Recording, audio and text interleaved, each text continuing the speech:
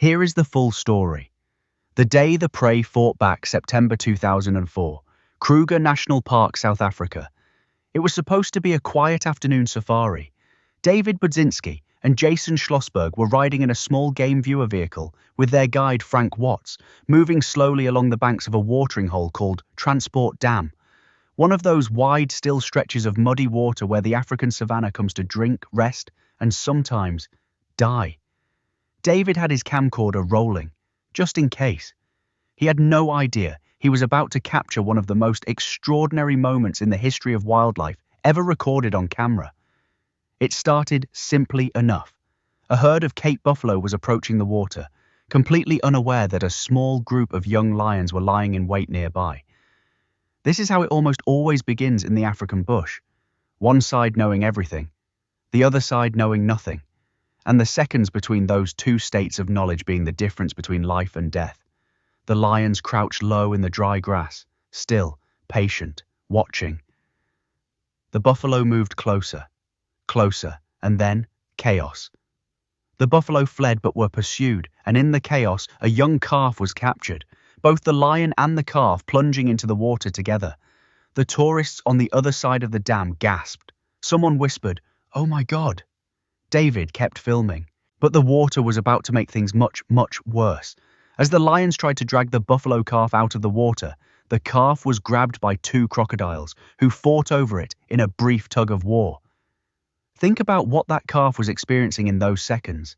Lions on one end, crocodiles on the other, pulled in two directions by two of Africa's most deadly predators, underwater, exhausted, barely weeks old. The tourists watching from across the dam had gone completely silent. The lions eventually won and dragged the buffalo onto the riverbank, where they settled down to feed. Someone on the vehicle said quietly, "The lions have won." And they were right, or so it seemed, because then something happened that nobody, not the tourists, not the lions, not even the crocodiles, expected. The scared and scattered buffalo herd began to approach the lions together. They stood shoulder to shoulder and slowly moved closer to their struggling calf. Now understand, this is not normal behavior. Buffalo are powerful animals, yes, but a pride of lions that has already made a kill on open ground in daylight. Most prey animals don't come back. Most prey animals run and don't stop running. These buffalo came back, all of them. One of the buffalo started the confrontation by swiping at and chasing off a lion. Then another charged. Then another. At one point, a lion was flung high into the air on a buffalo's horns. The tourists were screaming now, not in fear, in disbelief. The lions, the predators, the winners, the ones who had fought off a crocodile, were running. The massive buffalo herd surrounded and charged their tormentors, who fled after realizing the futility of fighting.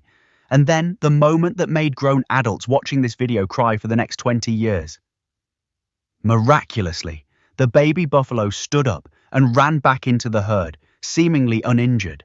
The calf that had been taken by lions, grabbed by crocodiles, dragged underwater, pulled apart by two apex predators simultaneously, stood up and walked home.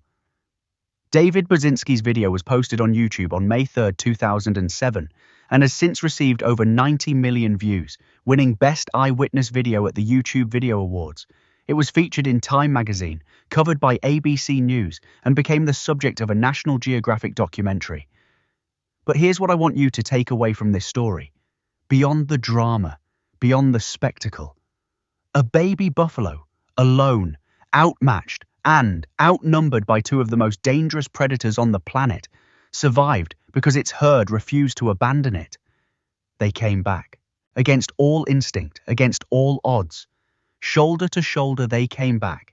In 20 years of watching wildlife, biologists say they had rarely seen anything like it.